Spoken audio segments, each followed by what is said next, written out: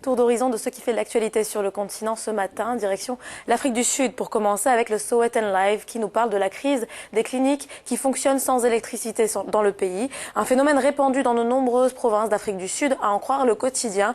Conséquence directe de ce phénomène, certains médicaments qui sont censés être conservés à basse température sont stockés dans les maisons des villageois et des riverains. C'est ce qu'a expliqué le président du comité du budget sanitaire, Mzolisi Dimaza, au journal. Le Sowetan qui précise que le district le plus touché par ce phénomène est le district rural d'Alfrenzo où au moins 11 cliniques sont complètement plongées dans le noir et fonctionnent totalement sans électricité. Il s'agit de vies humaines, c'est ce qu'a expliqué le représentant du budget. Donc on ne peut pas perdre de temps. Le plus tôt, le ministère de la Santé rencontrera les représentants des compagnies électriques Descom et Coega. Le mieux, cela sera pour tout le monde, a-t-il conclu.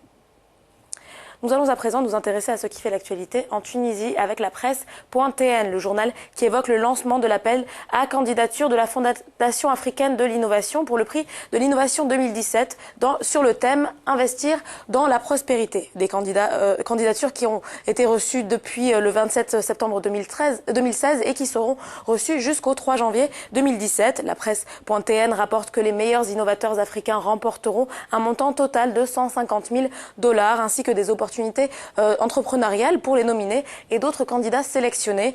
Le thème de cette compétition a été retenu en accord avec le 9e objectif de développement durable de l'Organisation des Nations Unies qui appelle les nations à bâtir une infrastructure résiliente, promouvoir une industrialisation durable qui profite à tous et encourager l'innovation en Afrique.